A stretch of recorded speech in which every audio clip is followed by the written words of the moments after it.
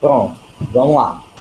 Então, pessoal, bom dia novamente. Agora, também para quem está assistindo a gravação, que não necessariamente vai ser bom dia, né? Mas bom dia, boa tarde, boa noite, enfim. Vamos lá, eu tenho algumas coisinhas para mostrar aqui para vocês acerca da nossa disciplina. Eu vou falar um pouquinho hoje sobre o APS, que eu fiquei devendo para vocês.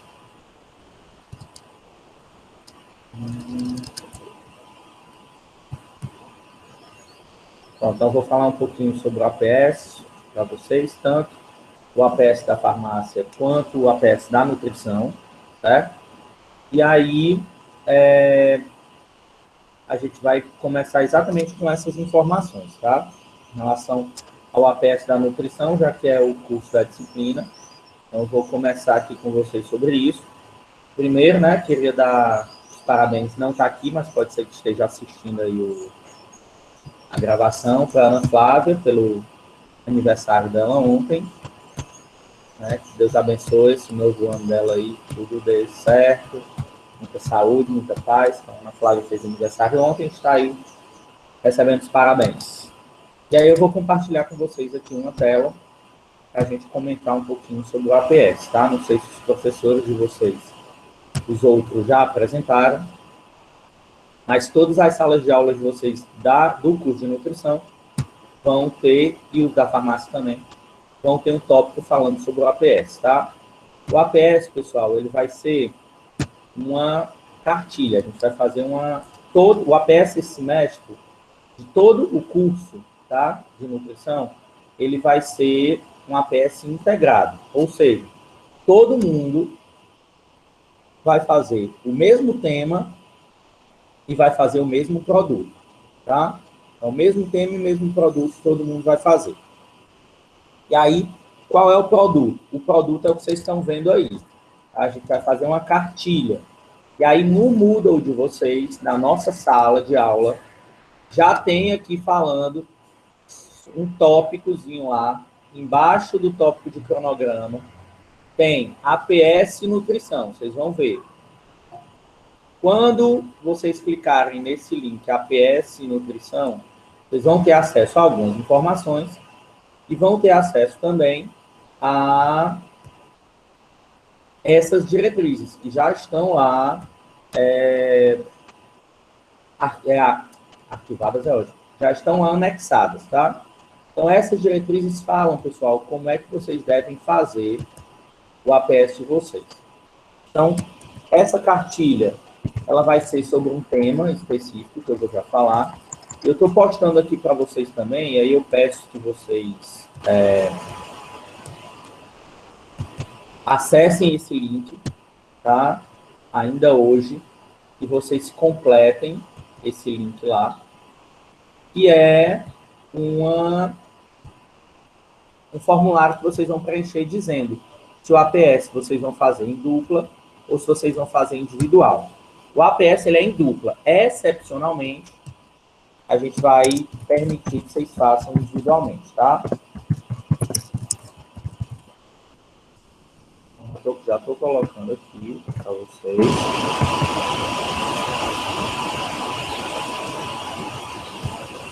Pronto. Então, se vocês acessarem a nossa página no Moodle, vocês vão ver que tem um tópico lá, APS Nutrição, e tem um tópico com o nome Formulário para Duplas de APS. Ok? E aí vocês vão preencher esse formulário lá. Como é que vai ser a APS? Então, vocês vão ter que fazer uma cartilha. E o tema da cartilha, pessoal, vai ser o cuidado nutricional nas patologias. Isso para qual semestre, professor? Para qualquer semestre. Do primeiro até o último semestre, enfim, são os mesmos,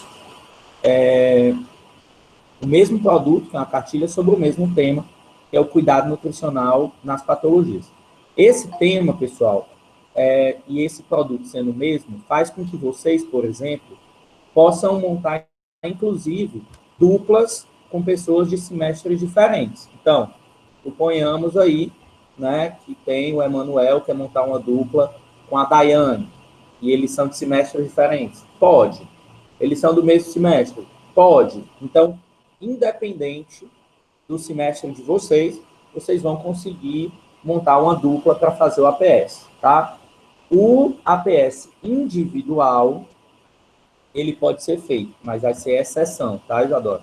Então, os professores vão avaliar para aprovar se pode ser individual ou não, mas a gente estimula que vocês façam em dupla, tá certo?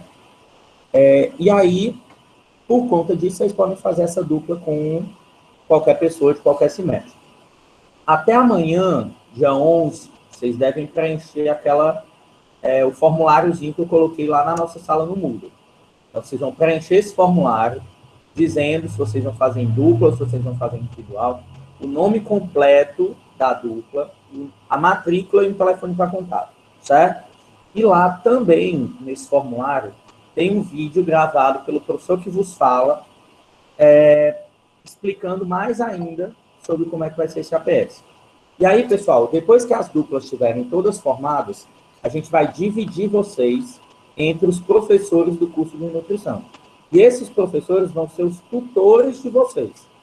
Então, eles vão auxiliá-los na produção do APS. Agora, uma coisa para ficar bem clara, tá? Em nenhum momento o professor vai corrigir o APS de vocês antes da data. E ele nem vai avaliar em relação ao conteúdo do que vocês estão fazendo na cartilha. Ele vai avaliar só se vocês estão indo na direção correta, se aquela cartilha está sendo feita, se ela está sendo feita no molde como é correto, se as cores estão legais, se ela tem muito texto, se ela tem muita figura, se ela tem...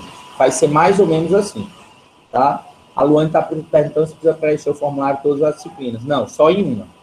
Só preenche uma e só uma pessoa da equipe preenche. A gente colocou em todas as disciplinas para poder acabar abrangendo todo mundo e ninguém deixar de montar, tá certo? Ninguém deixar de preencher. E aí, pessoal, vocês vão... Me perdi o que eu estava falando. Deixa eu ver. Pronto, a gente vai dividir vocês entre os tutores vão falar, né? Só dar ali informações gerais para vocês. E vocês vão ter até o dia 11 de novembro para entregar o APS. Então, vai ter uma sala no Moodle com todos os alunos do curso de nutrição, todos os professores dentro dessa mesma sala, que vai ser criada. E aí lá, a gente vai ter um tópico para cada professor. E aí vai ter um tópico, professor Felipe, um tópico, professor Alane, um tópico, professor Edson, um tópico, professor, enfim. E você, até o dia 11 de novembro, cai um círculo no meu olho, vocês, até o dia 11 de novembro, vão postar o APS de vocês no tópico do professor tutor de vocês, que vocês, obviamente, vão receber o nome, assim que todo mundo mandar o nome das suas dúvidas, certo? E aí é fácil. Vocês vão fazer essa cartilha, vão escolher uma patologia. Então, uma dica que eu dou, tá? Que eu, inclusive, já passei para os professores. Meu Deus, meu cabelo não tem jeito, não. Eu já passei para os professores. Fuja um pouco do óbvio também, tá certo? Então, quando a gente fala de cuidado nutricional nas patologias, não necessariamente cuidado nutricional nas patologias. Vocês vão escolher sempre diabetes e hipertensão, não. Não existe só essas duas doenças, né? A gente tem a ideia de que a parte nutricional só é importante em diabetes e hipertensão. Escolham outras coisas, tem várias outras patologias que podem ser abordadas também nesse aspecto, tá certo? Anemias aí várias, né? As doenças autoimunes, depressão, tem alimento, por exemplo, você tem que ter cuidado quando está tomando antidepressivo. Tem vários temas aí que vocês podem escolher, tá certo? Então, cuidado nutricional nas patologias, esse vai ser o tema do APS de vocês. O tópico já está lá. O da farmácia, né? Eu vou postar também, né? Aqui na disciplina, então, vai ter um tópico APS farmácia hoje e APS nutrição hoje. Todos os dois vão estar lá. Compreendido por todo mundo? O quê? O quê, Dalila? O APS da farmácia?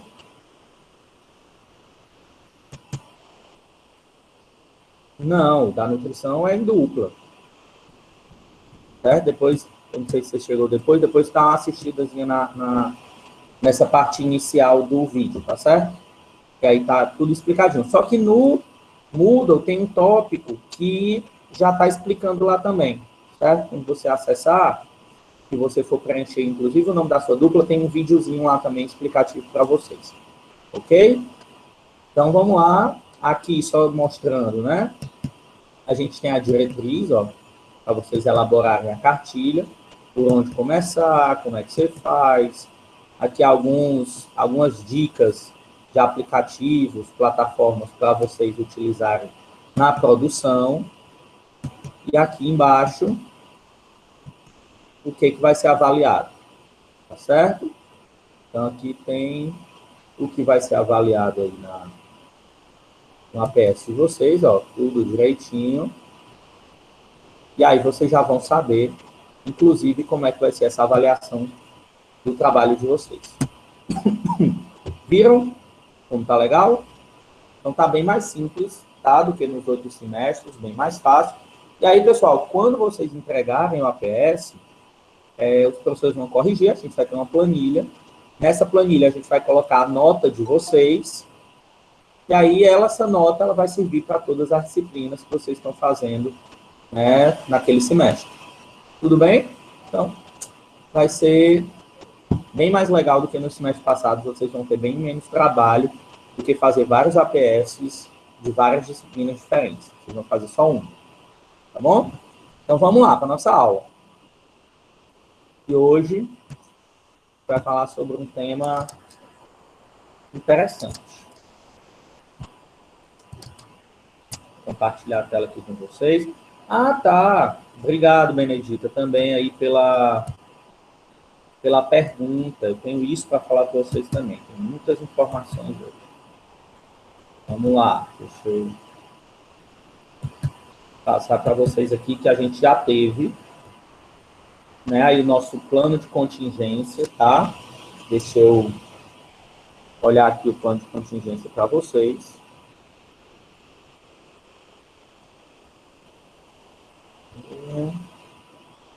E aí já temos datas de provas e etc.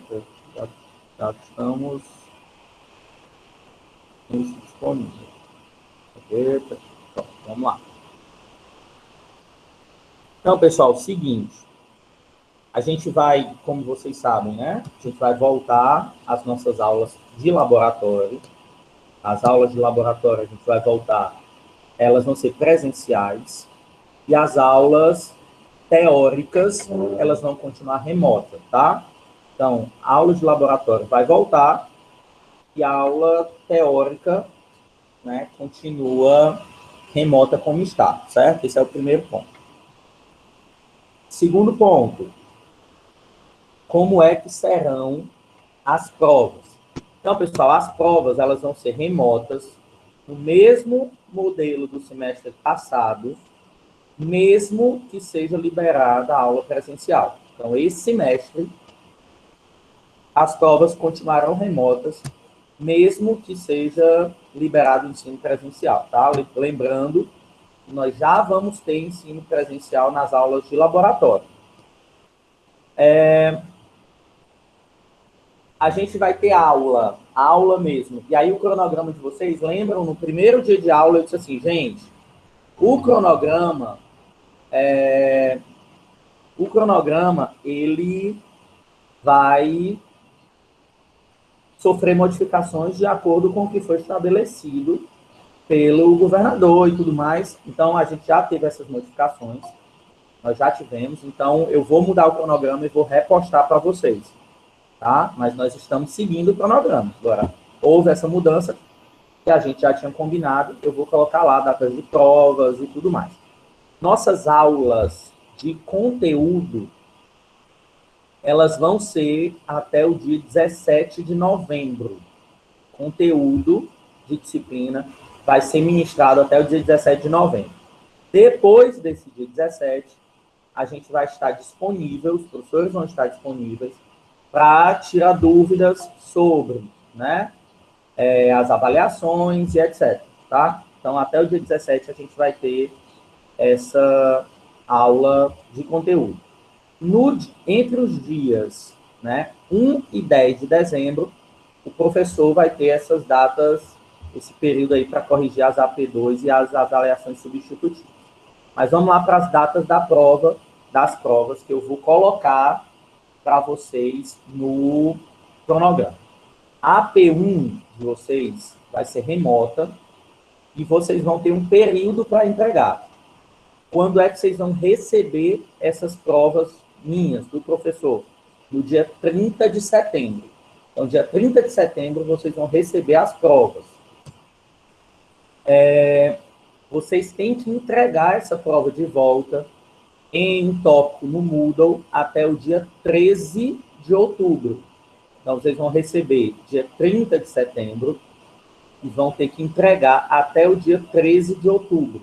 Essa é a AP1. Então, vocês vão ter 2 semanas para fazer. Já a AP2. A AP2, vocês vão receber essa AP2 no dia 18 de novembro e vocês vão entregar a AP2 no dia 30 de novembro. Então, vocês vão ter 12 dias para fazer a AP2, certo? Já a substitutiva, para quem faltar uma das duas ou faltar as duas, vocês vão receber dia 2 de dezembro e vocês vão ter até o dia 7 de dezembro para entregar. E as AFs, vocês vão receber no dia 14 de dezembro, vão devolver a AF até o dia 18 de dezembro. Entendido? Então, vocês vão ter 4 dias aí. 4 não, né? 14, 15, 16, 17, 18. 5 dias aí para entregar. Beleza? E as notas de vocês, tanto de AF quanto de TCC, vão ser digitadas até o dia 22 de dezembro. A digitação dos AFs.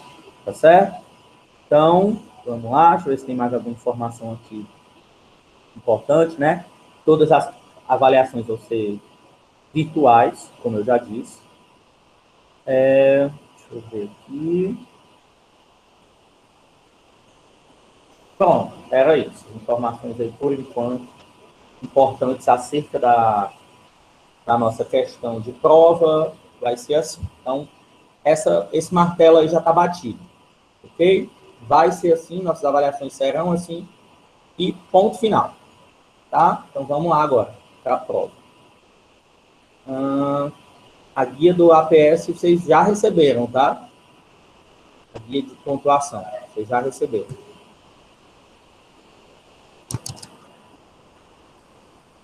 Vou compartilhar a tela da nossa aula de hoje.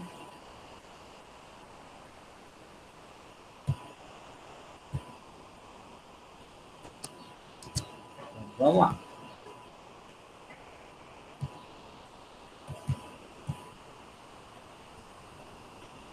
Está lá no Moodle. Acabei de clicar lá e vi. Está no postzinho das diretrizes. Então, gente, vamos lá. Hoje a gente vai falar, né, sobre um ponto importante dentro da microbiologia de alimentos. E a gente vai também, né, no final dessa explicação sobre micro-organismos indicadores. Então, quando a gente fala micro-organismos indicadores, são micro-organismos indicadores da qualidade. A gente fala também sobre um ponto importante, que são as análises laboratoriais que a gente falou na aula passada. Seguinte, quando a gente estiver falando sobre essas análises laboratoriais, pessoal, depois que eu terminar aqui essa parte de micro-organismos indicadores, é importante que vocês acessem lá o Moodle de vocês, aquele link que eu coloquei, porque isso vai servir para a nossa primeira prática, aquele link que eu coloquei com um videozinho prático explicando como é que se faz a coloração de Gram. Esse vídeo também está lá no Moodle de vocês, certo?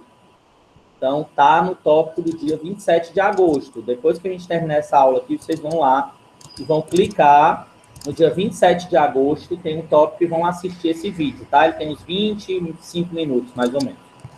Então, quando a gente fala de micro-organismos indicadores, pessoal, a gente está falando de um grupo ou uma espécie de micro-organismos que, quando eles estão presentes em um determinado alimento, eles vão fornecer algumas informações bem importantes sobre aquele alimento. Então, quais são essas informações? Se aquele alimento ele está tendo ou não o que a gente chama de contaminação fecal, então, a gente vai conseguir identificar se aquele alimento teve contato com fezes, se aquele alimento ele pode ter a presença de patógenos, se aquele alimento ele está numa potencial deterioração, ou se ele foi colocado em condições inadequadas durante o processamento, a produção ou o armazenamento. Como o nome está dizendo, pessoal, a gente está trabalhando com micro-organismos indicadores. Por quê? Porque esses micro-organismos, eles indicam essas características. Esses micro-organismos, eles são micro-organismos que, quando estão presentes, eles vão dar uma informação para o analista, que no caso somos nós, certo? E aí o que acontece?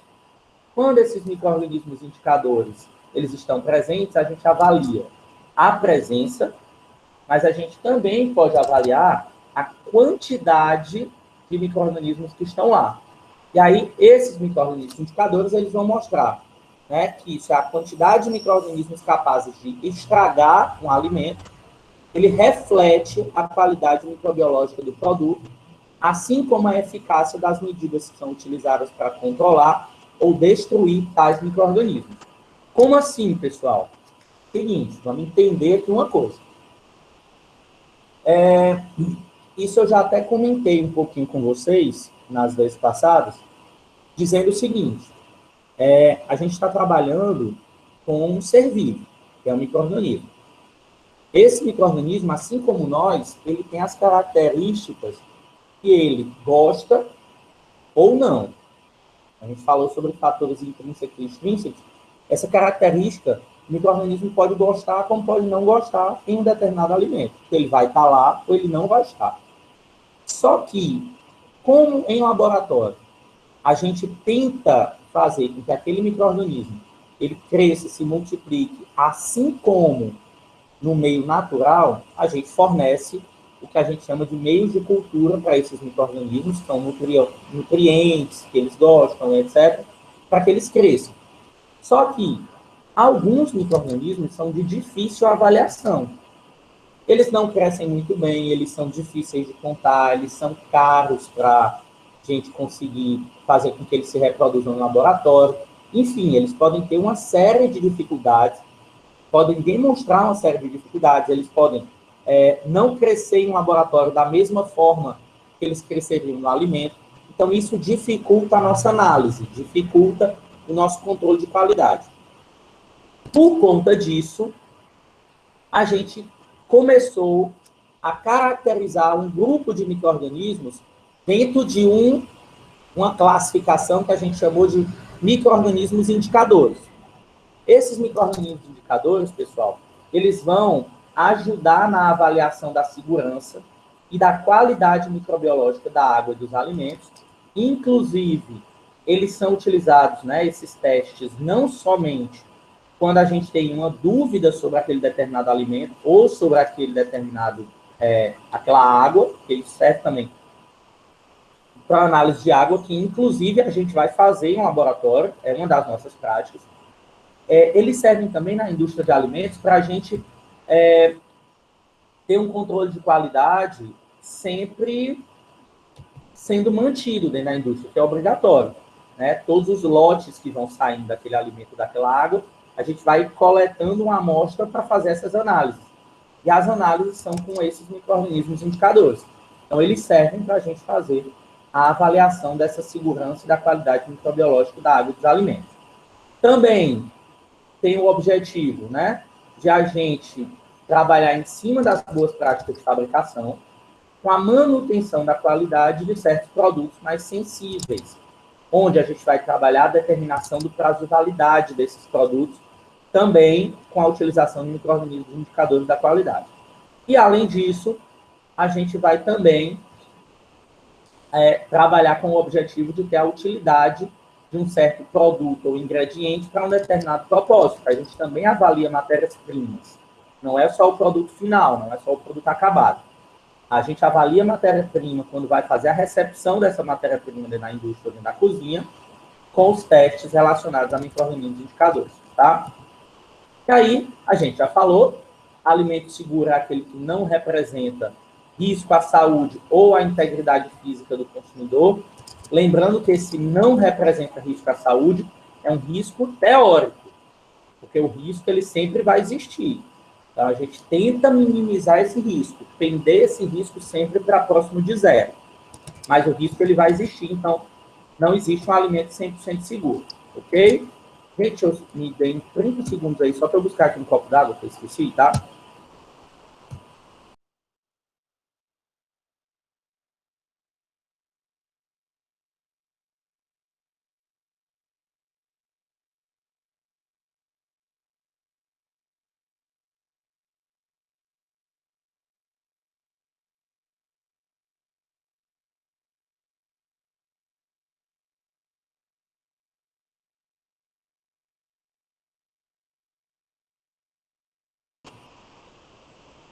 Vamos lá, falar demais sem copo d'água é meio difícil. Então, é o seguinte, vamos lá, voltando. E aí, pessoal, esses micro-organismos indicadores, eles são úteis para garantir a qualidade e a segurança dos alimentos, e os critérios microbiológicos que a gente utiliza, eu vou mostrar para vocês esses critérios, eles servem para que a indústria de alimentos e as agências regulamentadoras tenham diretrizes para controlar os sistemas de processamento de alimentos. E aí uma pergunta para vocês, do pessoal do curso de nutrição. Vocês estão fazendo higiene e vigilância sanitária com a professora Larissa? Quem está fazendo? Pronto, então tem um bocadinho de gente aí que está fazendo, né? Essa disciplina, ela vai falar muito com vocês sobre isso. Vocês vão trabalhar uma RDC, eu não sei se ela já falou também, mas é a RDC número 12 de 2001, e essa RDC número 12 de 2001, ela é a RDC que fala sobre a quantificação e a presença de micro-organismos em alimentos. Então, lá, pessoal, nessa RDC, ela vai dizer quais são os parâmetros, por exemplo, que vocês devem avaliar quando a gente está analisando os alimentos em relação à presença ou à parte quantitativa de micro-organismos. E são exatamente esses micro-organismos indicadores que a gente vai avaliar. E aí, dentro dessas RDCs, a gente tem os critérios microbiológicos que a indústria e as agências reguladoras, elas vão avaliar para saber se aquele alimento ele vai ser aprovado ou se ele vai ser reprovado num teste microbiológico de qualidade antes de ir para o consumidor final, tá? Então, isso vai acontecer. Esses critérios microbiológicos, ele pode dizer que o micro-organismo ele deve estar ausente. Então, isso é extremamente importante. Vejam, a gente vai ter 3 situações. Quando eu pego um alimento, levo para o laboratório uma amostra daquele alimento para avaliar. Quais são os 3 pontos que eu tenho que saber? Vão ter situações em que o micro-organismo ele tem que estar ausente. Vão ter situações que o micro-organismo ele pode estar presente, mas somente num número limitado de amostras, porque eu não pego só uma amostra, eu pego várias. A gente faz uma análise por amostragem, que a gente vai ter uma prática sobre isso também. Ou ele pode estar presente em um número não superior a um valor específico numa dada quantidade de alimento. Então, existem essas 3 situações. E aí eu pergunto para vocês, o que vocês acham? Como é que a gente classifica, então, em um desses 3 pontos? Por exemplo, repito, seguinte, vou repetir as 3, tá? Tem micro-organismo indicador que ele não pode estar presente no alimento em nenhuma das amostras. Suponhamos que a gente pegue 10 amostras para serem avaliadas. em nenhuma eu posso encontrar aquele determinado micro-organismo. Esse é o primeiro. No segundo, eu posso encontrar esse micro-organismo em 3 das 10 amostras. É outra situação. Eu estou falando de quantidade de micro-organismo, não. Estou falando de presença ou ausência. E a terceira situação é que ele pode estar em 4 das 10 amostras, mas nessas 4 amostras, ele não pode ultrapassar a quantidade X de micro-organismos. Deu para entender? Porque a gente conta os micro-organismos também, a gente quantifica os micro-organismos, tá? Só que essa primeira situação, pessoal, quando eu digo está ausente, ou a última, quando eu digo está presente, mas em determinada quantidade, o que define isso daí? Vocês sabem?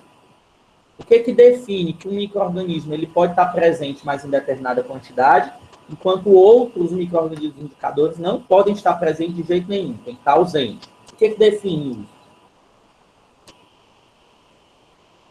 O que vocês podem me dizer? Como foi que a pessoa simplesmente ela definiu, ó, fulano aqui, esse micro-organismo, ele pode estar, mas aquele outro ali não pode, tem que estar ausente. Quem foi que definiu isso daí? Quer dizer, não é quem foi que definiu, né? É o que foi definido. Eu não diria nem isso, tá, Medita? Não é nem o fato dele ser patogênico. É o fator de virulência dele, é a quantidade, a patogenicidade dele, tá? Não, Matheus, é o seguinte. Vou dar exemplos agora, porque aí vocês vão se ligar do que eu estou falando. Existe um micro-organismo indicador que ele não pode estar presente em nenhum dos alimentos. Ele sempre tem que estar ausente. É o caso de um chamado salmonela. Vocês já devem ter ouvido falar. Inclusive, eu já falei sobre ele na aula passada. Um pouquinho. Ele não pode estar presente em nenhuma das amostras das análises que forem feitas. Por quê? Porque a salmonela é muito patogênica. Então, quando ela está presente, em pouquíssima quantidade, ela já causa alguma doença. Ela já causa algum problema. Esse é o ponto 1. Então, eu não posso ter quantificação de salmonela. Ela tem que estar presente ou não. Tá? Se tiver presente, é reprovado. Se tiver ausente, ele passa. Esse é o primeiro.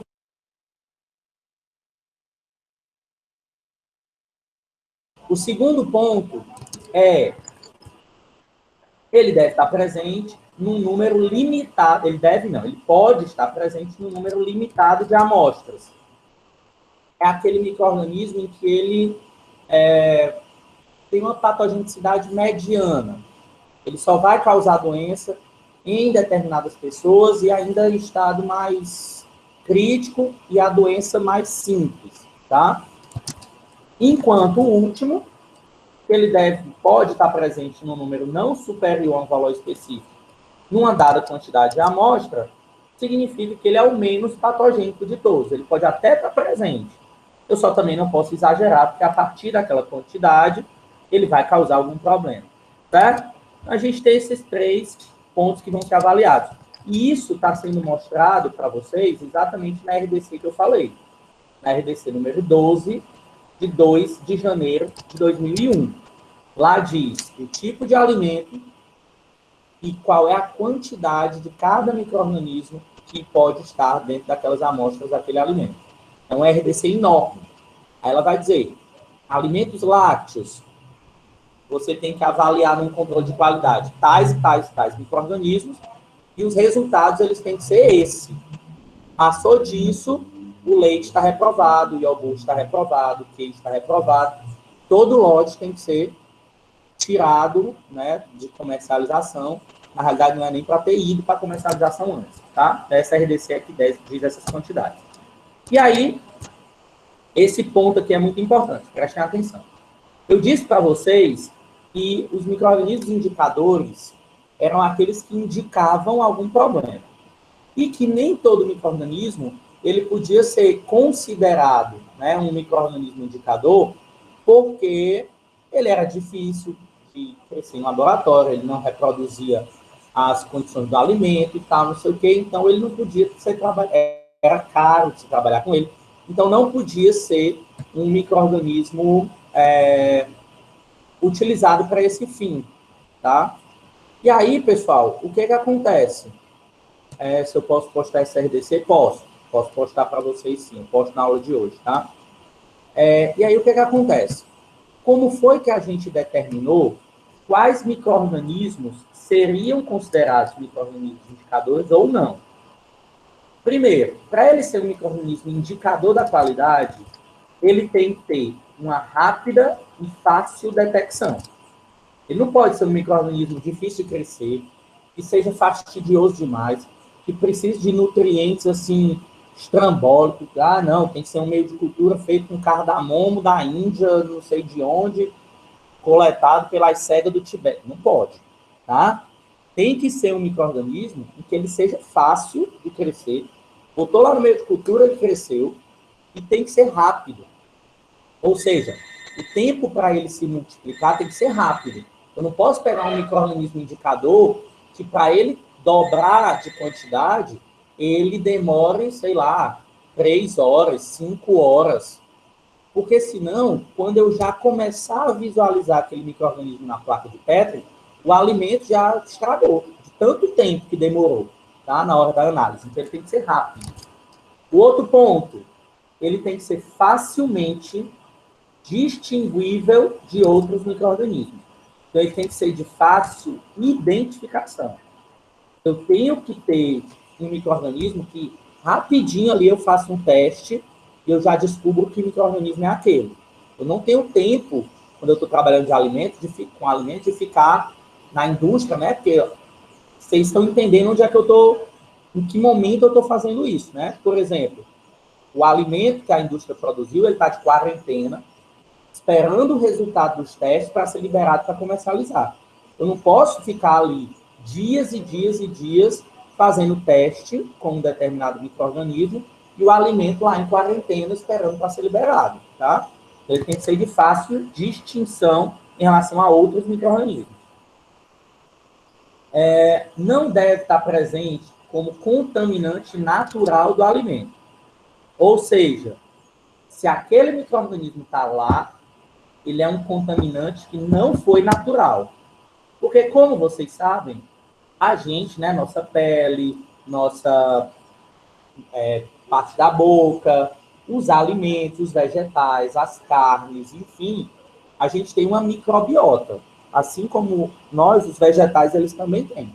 Eles têm uma microbiota, eles têm micro-organismos que estão lá, presentes no alimento, naturalmente. Então, esses micro-organismos indicadores, eles não podem estar naturalmente no alimento, porque senão ele não vai indicar nada.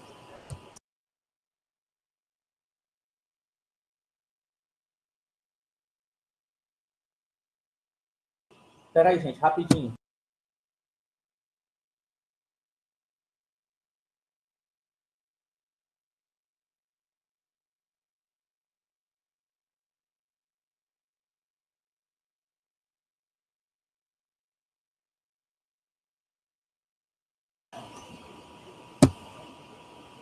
Pronto, gente, voltando.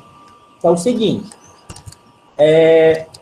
esse micro-organismo, ele não deve estar presente como contaminante natural do alimento, deve sempre estar presente quando um patógeno estiver, tá? Por quê? Porque esse patógeno não necessariamente ele vai ser identificado. Mas quando a gente identifica um micro-organismo indicador, significa que aquele patógeno está lá, tá certo? Então é assim que a gente avalia. E, por último, o número que a gente encontrar na hora do teste, ele deve ser parecido e se correlacionar com o número que um determinado patógeno pode estar naquele alimento. Então, ou seja, no final de tudo isso que eu acabei de dizer, o que eu estou querendo encontrar? Eu estou querendo encontrar um micro-organismo que seja de fácil detecção e que, se eu detectar aquele micro-organismo, o patógeno também vai ser detectado, sem eu precisar diretamente fazer um teste para ele. Então, eu faço a detecção do patógeno de forma indireta. Deu para entender? Acho que minha câmera saiu aqui e voltou. Bom, então, eu estou fazendo uma detecção indireta de um determinado patógeno só que de uma maneira mais fácil. Eu estou usando um micro-organismo que ele tem essas características, tá? Mais ou menos. Vamos lá. O Clostridium botulino, vou dar um exemplo. O Clostridium botulino, ele é um micro-organismo que ele não é dos mais fáceis para eu encontrar dentro de um determinado alimento, certo? Ele precisa de meios de cultura especiais, ele é anaeróbio, então ele precisa de um ambiente sem oxigênio.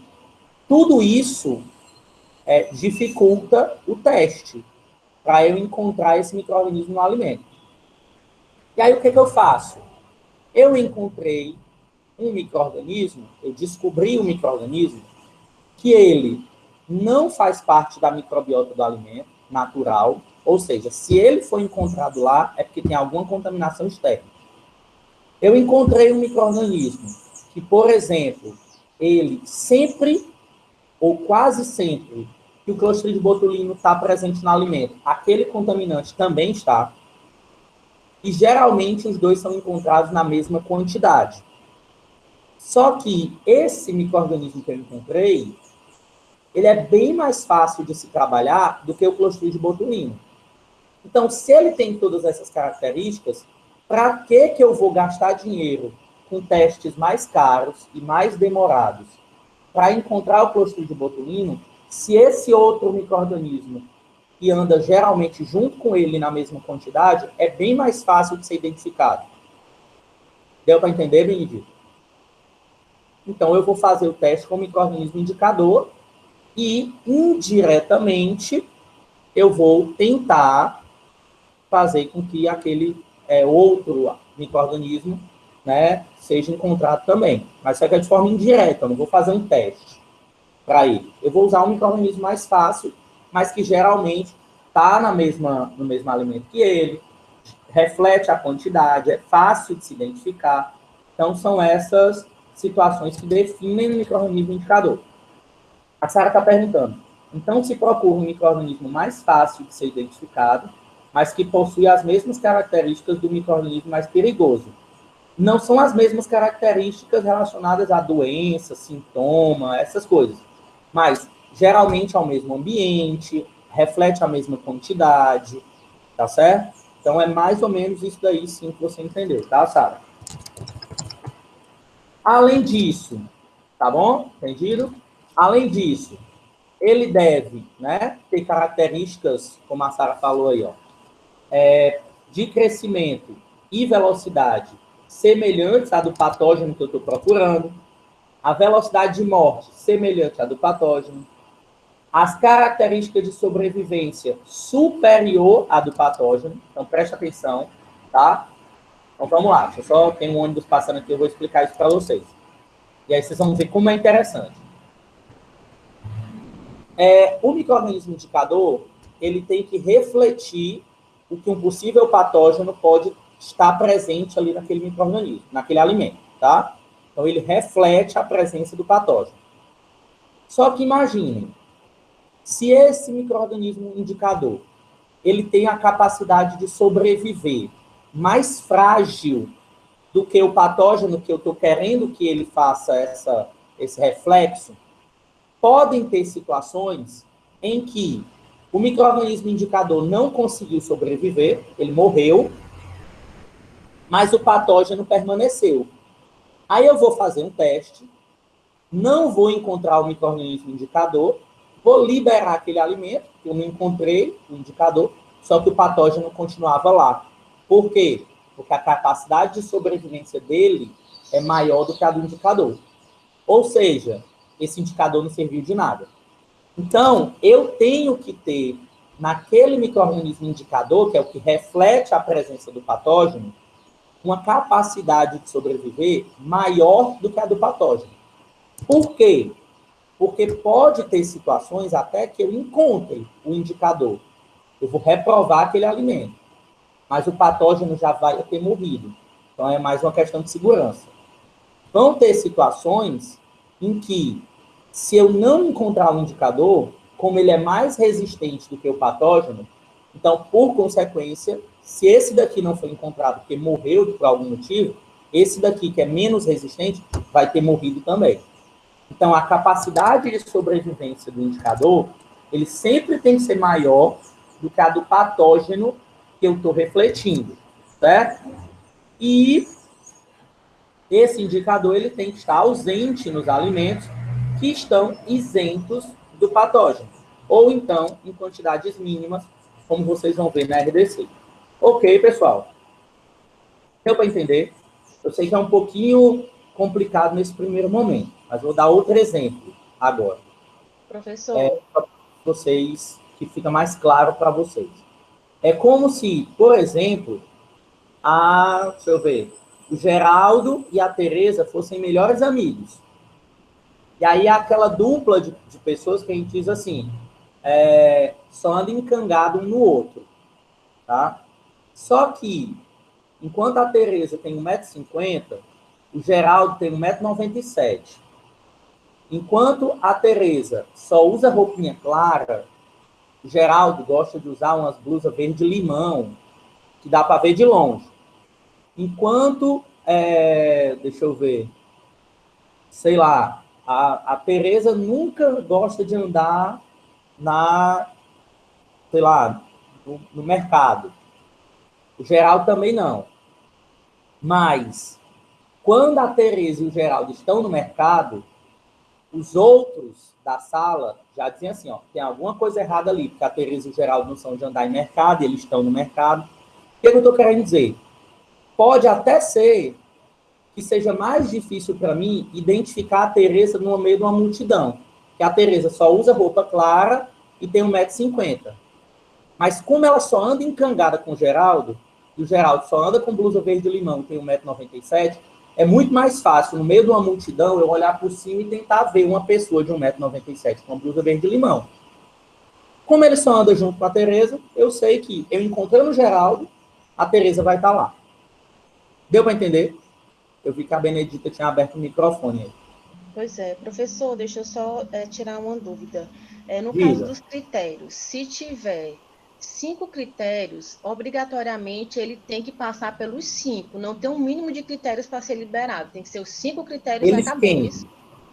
Os micro-organismos e os patógenos. Nesses critérios aí que você falou, para definir os indicadores. Ele tem que passar por todos os critérios. Não tem um mínimo de critério para passar para a próxima fase, vamos dizer assim. São 5 critérios, tem que passar pelos 5, obrigatoriamente. Quem vai definir isso é a legislação. A legislação, às vezes, ela é super rígida com determinados micro-organismos, porque tem que ser. Então, ela diz que o alimento ele só vai ser autorizado ou aprovado, tá? Se todos os critérios forem ok, se eles passarem os critérios. E tem micro-organismos que ele tem uma quantidade de critérios e ele tem que ser aprovado no mínimo. Isso vai depender do micro-organismo, tá?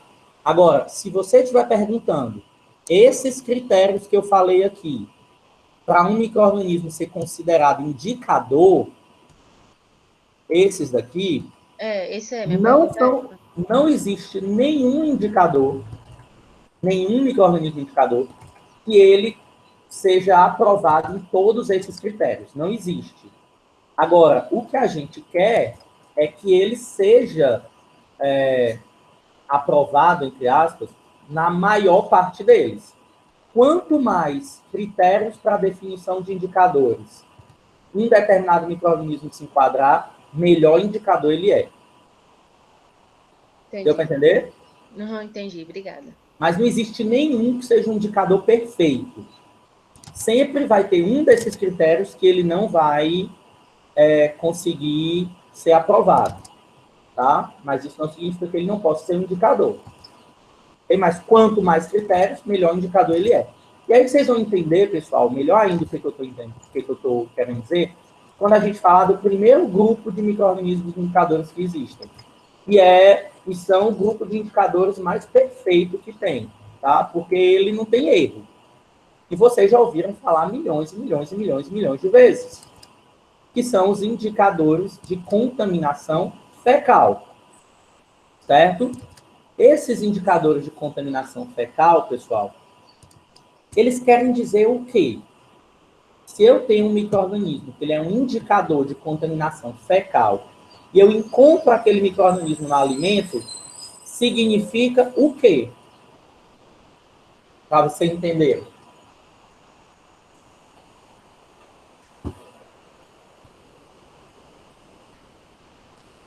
Hein?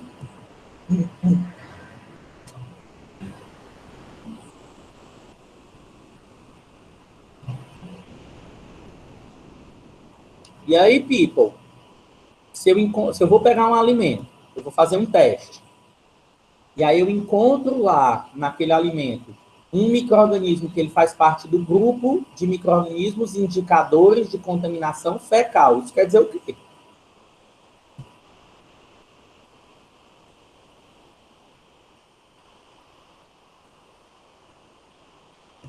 Abra o microfonezinho, bebê, e diga assim, não sei, pelo menos, para não me deixar no vácuo.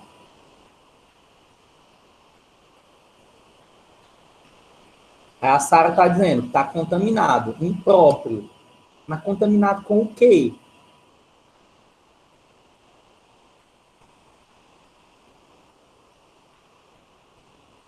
Imagine.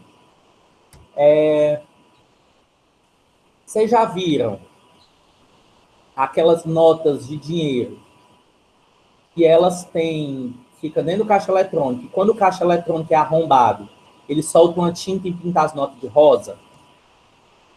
Já viram isso? E quando tem uma mancha rosa lá na nota e tal, não sei o quê, tem uns caixas eletrônicos, quando o ladrão vai lá, explode o caixa eletrônico, ele mancha as notas de rosa.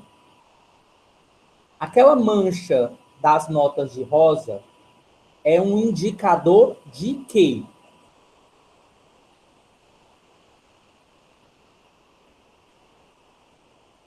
De que aquela nota foi roubada. Ou seja, né, furtada, o Matheus aí foi mais certo, né, furtado, se é roubado, enfim.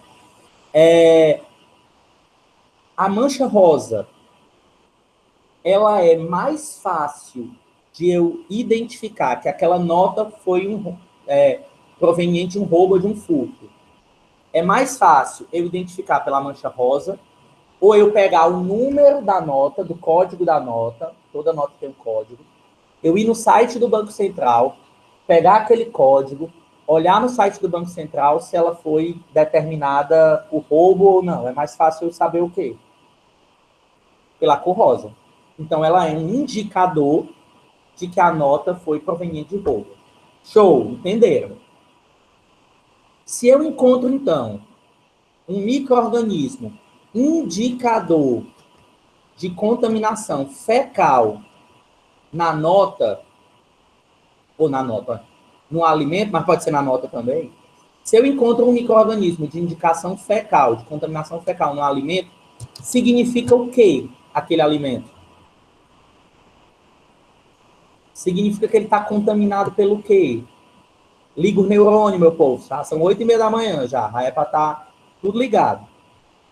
O nome do grupo, eu não saio daqui enquanto você não responder. O nome do grupo é indicador de contaminação fecal. Então, amém, Tereza.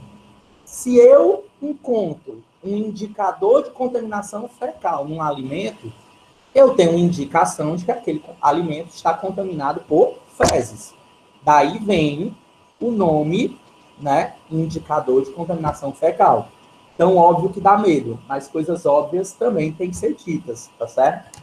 Então, pessoal, os indicadores de contaminação fecal, eles são aqueles micro-organismos, quando eles são encontrados, eles indicam que aquele determinado alimento, aquela água, aquela nota de dinheiro, a mão de uma pessoa, ou qualquer coisa, ela está contaminada com fezes, certo?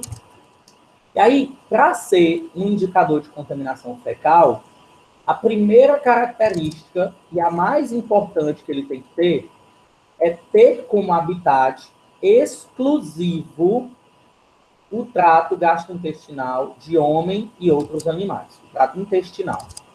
Ou seja, para ele ser um indicador de contaminação fecal, o único local, o único habitat desse micro-organismo tem que ser o intestino de homens e animais de sangue quente. Ou seja, se ele foi encontrado numa maçã, não tem bom. Ele saiu do intestino de algum animal ou de algum homem. Deu para entender isso aí? Se eu tenho, por exemplo, um determinado país lá, a Coreia do Norte, ninguém entra e ninguém sai, e eu encontro uma pessoa aqui, no Brasil, com todas as características de alguém da Coreia do Norte, ele só pode ter saído de lá. Ele não saiu da China, ele não saiu do Japão, ele não saiu da Itália, ele não saiu dos Estados Unidos, ele só saiu da Coreia do Norte. Ou por quê? Porque coreano do Norte só mora na Coreia do Norte. Mais ou menos, estou dando um exemplo bem grosseiro aí para poder vocês entenderem. Então, se eu tenho determinado micro-organismo que só mora no intestino, se eu encontro ele no alimento, é porque ele saiu do intestino em algum momento. E quem é que sai do intestino de animal e homem? Fezes. Ou seja, indiretamente ou diretamente, aquele alimento foi contaminado por fezes. Então, para ele ser um indicador de contaminação fecal, ele tem que ter como habitat exclusivo o trato intestinal de homem e animais de sangue quente. Primeiro ponto. Segundo, esse micro-organismo ele tem que ocorrer em número muito alto nas fezes. Que é para poder, quando eu encontrar, eu ter a certeza de que aquele alimento está contaminado com fezes. Porque se ele for um micro-organismo que ele seja encontrado em número muito pouco nas fezes, pode ser que no meio do caminho do processo de contaminação, como ele tinha muito pouco, ele acabou se perdendo. E aí eu não vou conseguir indicar que aquele alimento teve contato com fezes. E quando eu estou dizendo contato com fezes, pessoal, eu não estou dizendo que alguém pegou cocô e passou no alimento, não, tá certo? Deixa eu pegar aqui na privada e passar na maçã. Não estou dizendo isso, não. Eu estou dizendo várias situações. Eu estou dizendo que aquele alimento ele foi regado com água contaminada. Eu estou dizendo que aquele manipulador de alimento foi ao banheiro, não lavou as mãos e depois voltou para a manipulação de alimento. Eu estou dizendo que aquela pessoa que, sei lá, comprou ali um determinado alimento no meio da rua, ele pegou numa nota de dinheiro que antes dele, uma pessoa tinha ido ao banheiro, não tinha lavado as mãos, tinha pego naquele dinheiro, tinha dado dinheiro para ele. Então, quando eu digo direta ou indiretamente, eu estou falando uma cadeia, tá? Então, esses micro-organismos, assim como aí o coronavírus, isso é clássico dos micro-organismos, eles vão sendo transferidos de um lugar para o outro, por várias situações, tá? Em várias situações, ok? E aí, em cada vez que ele vai sendo transferido, ele vai diminuindo a sua quantidade. Então, eu preciso ter também um bom indicador de fezes, que ele saia sempre em grande quantidade nas fezes, para que, mesmo que ele passe numa cadeia bem grande de uma pessoa passando para outra, no final eu ainda vou conseguir identificar aquele micro-organismo lá. Ele tem que apresentar uma alta resistência ao ambiente extra-intestino, isso é óbvio. Se eu tenho um micro-organismo que ele mora exclusivamente no intestino, mas que quando ele sai do intestino, ele morre, ele não vai servir para ser indicador. E que ele tenha técnica rápida, simples e precisas para a sua detecção e para a sua contagem. Então, isso é um ótimo indicador de contaminação fecal, tá certo? E aí, vamos conhecer o grande grupo de indicadores de contaminação fecal. O primeiro grupo, pessoal, são os coliformes totais, tá? Eles são indicadores de contaminação fecal. Coliformes totais, certo? Dentro do grupo dos coliformes totais, a gente tem o mais conhecido, que vocês já ouviram aí, que são os coliformes fecais. E dentro do grupo dos coliformes fecais, a gente tem um micro-organismo específico aí, que é a Escherichia coli, tá? Então, é assim que funciona.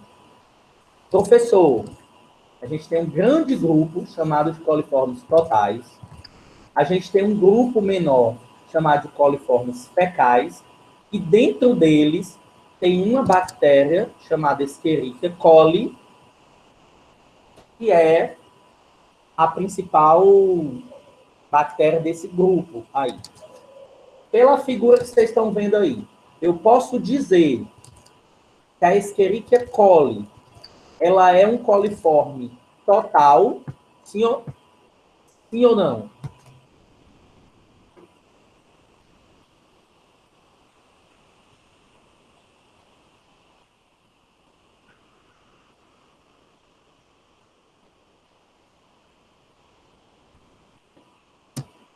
Então, a Escherichia coli, ela é um coliforme total. Ela é um coliforme fecal, sim ou não? Sim, tá? O que eu estou querendo dizer com isso, pessoal? Presta atenção. A Benedita perguntou se para ser um bom indicador, ele tinha que, para ser um indicador, na realidade, da qualidade, ele tinha que contemplar todos aqueles critérios. Eu disse que não, certo? O que acontece? Eu disse que para ser um contaminante fecal, ele tem que ter como habitat exclusivo o trato intestinal de homens e outros animais. O que acontece? Os coliformes totais, eles têm como habitat o trato gastrointestinal, o trato intestinal de homens e animais. Mas não é exclusivo. Ele pode ser encontrado em outros locais. Tá? Então, ele é um indicador de contaminação fecal, mas não ele não foi aprovado naquele primeiro critério. Então, quando eu digo que num determinado alimento tem a presença de coliformes totais, eu estou dando uma ideia de que aquele alimento pode ter sido contaminado por fezes, certo? Diferente dos coliformes fecais. Esses, sim, só são encontrados em fezes, exclusivamente. Então, quando eu tenho a presença de coliformes fecais, eu posso bater o martelo e dizer que aquele alimento está contaminado por fezes. Certo? Entendido? Então, eu presumo, ele me dá a ideia, mas ele não me dá certeza. O outro me dá certeza de que aquele alimento está contaminado por fezes. Então, isso é a classificação. Tá? E aí, pessoal, por que eu chamo de coliformes? Só para vocês saberem. O grupo coliforme, coliformes totais e dos fecais, eles são micro-organismos que eles têm a capacidade de fermentar um açúcar chamado lactose. Então, eles fermentam a lactose e eles produzem ácido e gás a uma temperatura mínima de 35 a 37 graus.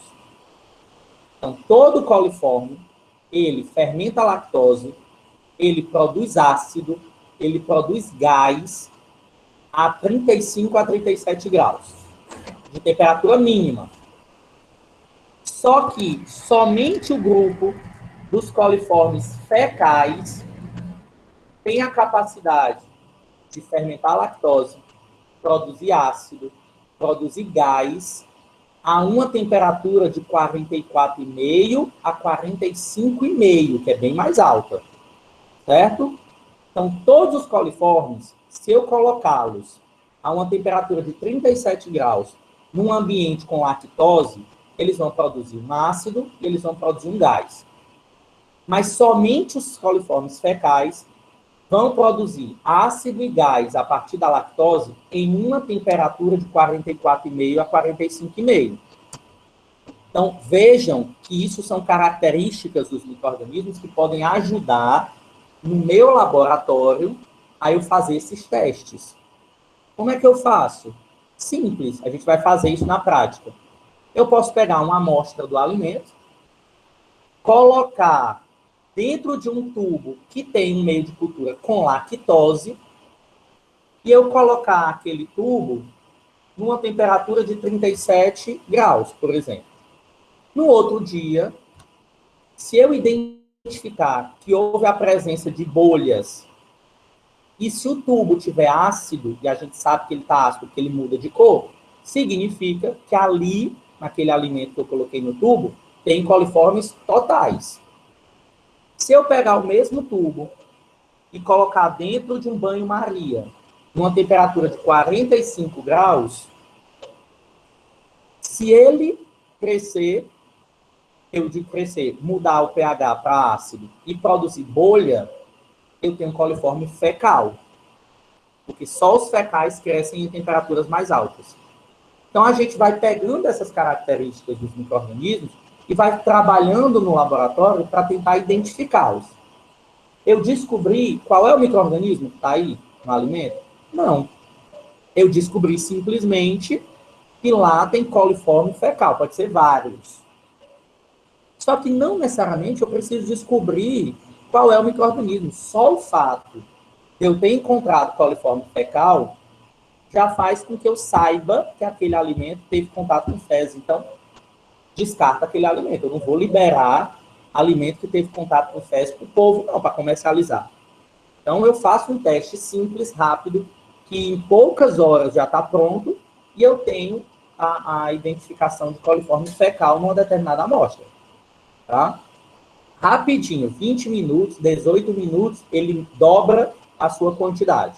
Então, o tempo de análise são mais ou menos 24 horas.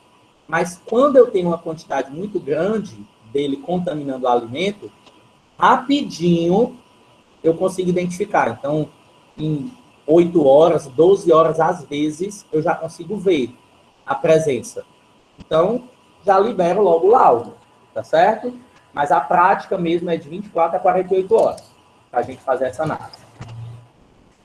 Aí, pessoal, como eu falei, os indicadores de contaminação fecal, né? Eles podem demonstrar aí a presença de patógenos, a provável presença de patógenos, porque tem muito patógeno no nosso intestino. Se eu tenho contaminante fecal, eu posso estar levando também para aquele alimento outros patógenos que estão no meu intestino e que não foram identificados. Aí, dentro do grupo dos coliformes totais, tá? Eu já expliquei para vocês, não vou me ater muito, mas só para vocês saberem. Eles fazem parte da família Enterobacteriaceae, que são as enterobactérias, como o nome está dizendo, elas vivem no intestino, fermentam a lactose com produção de gás de 35 a 37 graus, são bacilos gram-negativos, então eu vou ver uns bastãozinhos rosados, quando eu fizer a coloração de gram, não formam esporos, e eles fazem parte micro-organismos do gênero Escherichia, Citrobacter, Enterobacter e Klebsiella. Tá? São exemplos de coliformes totais. Esses coliformes totais, cada um desses micro-organismos, eles podem estar em um lugar. A Escherichia, ela vive no trato intestinal.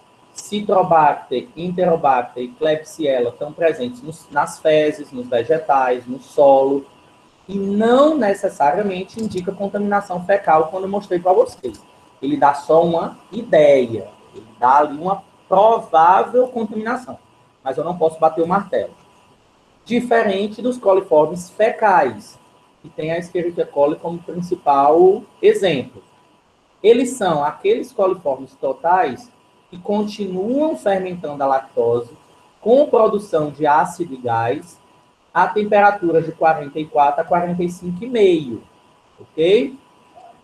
Nesse caso, a gente tem vários gêneros que podem aparecer, mas a Escherichia coli é a espécie principal dos coliformes fecais. Elas se desenvolvem muito bem nos alimentos, tá? Quando a gente coloca em temperatura de geladeira, eles crescem de forma bem lenta, tá? Mas eles ainda conseguem crescer. Então, eles são bons indicadores, tá? E eles ainda crescem em pH de 4,4 a 9, que é mais ou menos a faixa de todos os alimentos que a gente tem. E aqui, ó, a figurinha, pra vocês verem como é legal. A gente vai fazer isso daqui na prática, tá? Esse meio de cultura aqui amarelinho, ele é um caldo. E esse verde também, ele é líquido. Aí olha que bacana, como é que a gente faz? Eu pego o alimento, a amostra, né? E aí tem todo um processamento para fazer. Eu vou colocar dentro desses tubinhos de meio de cultura. E eu vou colocar, não sei se vocês estão conseguindo observar aqui, nesse aqui está melhor para ver. É um tubinho de vidro dentro desse outro tubo, que ele é aberto somente numa ponta, na outra ele é fechado. E eu coloco ele de cabeça para baixo dentro do líquido. Se por um acaso as bactérias que estiverem aqui, elas produzirem gás, esse gás vai entrar dentro desse tubinho e não vai conseguir sair. Então ele vai formar bem aqui na ponta, não sei se vocês estão vendo, tem uma bolinha. Essa bolha aqui significa que o micro-organismo produziu gás ali dentro. Porque se não tiver esse tubinho aqui, esse gás vai ser jogado para essa região aqui do tubo de ensaio e eu não vou conseguir identificar. Então eu boto um tubinho aqui dentro, ao contrário, ele é fechado na parte de cima, chamado tubo de Duran. A gente vai trabalhar com eles. E aí, se ele produzir uma bolinha aqui nessa ponta, significa que aquele micro-organismo produziu gás. Então eu identifico, tá certo? E aí o principal deles é a Escherichia coli. Escherichia coli, né? Não vou falar muito dela, porque a gente tem um seminário sobre ela semana que vem. Mas esses micro-organismos, eles estão presentes exclusivamente no trato gastrointestinal do homem e animais. Então, se, por exemplo, eu encontro esse micro-organismo na água, no rio e tal, isso é uma indicação de que aquele rio está recebendo esgoto. Então, aí, quando esse rio recebe o esgoto, essa bactéria que veio do intestino de alguém vai chegar lá nesse rio e aí ele vai causar doença nas pessoas que beberem daquela água. Porque aquela bactéria não é para estar lá.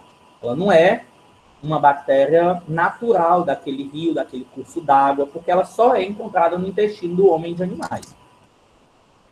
Só para vocês terem uma ideia, as nossas fezes, elas têm cerca de 200 bilhões de coliformes fecais que são eliminados diariamente e são lançados nos rios na forma de esgoto. Então, esses 200 bilhões de bactérias que são eliminadas todos os dias, se elas caírem num curso d'água, por exemplo, elas são um indicador de poluição por fezes na água. Entenderam agora por que no jornal às vezes passa dizendo assim, a Praia do Futuro tem 3 ou 4 pontos que estão inadequados para o banho, porque a gente pega a água do mar e faz a análise. Se tiver a presença de uma quantidade X de coliformes fecais, aquela água está imprópria. Obviamente, pessoal, tá? Isso é óbvio, que alimento coliforme fecal, eu não posso ter. Mas na água, por exemplo, do mar, eu posso ter uma determinada quantidade, tá? Porque não é uma água para consumo humano. É só para o pessoal tomar banho, tá certo? Eu posso ter uma pequena quantidade. Mas eu faço essa análise e aí eu determino se aquela água está própria para o banho, se não está, se está bom, se não está. Então é baseado nessa indicação de poluição da água por conta dos coliformes fecais. E aí, ó, o que a gente tem que ter cuidado, tá certo? A água de abastecimento, ela tem que ser segura para o consumo. A gente deve sempre lavar a caixa d'água e desinfetar a cada 6 meses. Ninguém faz, né? Mas é para fazer. Manter tampada. E essa água tratada da rede de abastecimento, ela deve ser clorada. E aí, por isso que em alguns lugares a água tem um cheiro muito forte de cloro, porque o cloro mata esses micro-organismos. Deve ser fervida por no mínimo 2 minutos para matar os micro-organismos em caso de eu, né, for consumir aquela água. Eu posso utilizar água filtrada ou água clorada com hipoclorito de sódio, se ela for uma água de poço, uma água de rio. A gente tem para comprar no supermercado, vários lugares, o vidrinho de hipoclorito, que a gente pinga lá a água, pinga o hipoclorito numa determinada quantidade de água, e ele vai matar esses micro-organismos, tá? Então, isso são cuidados que a gente tem que ter. Além disso, uma coisa que a gente não percebe, a gente tem que ter cuidado, pessoal, na água, que ela é utilizada para a produção de gelo, inclusive aquele usado na conservação de alimentos.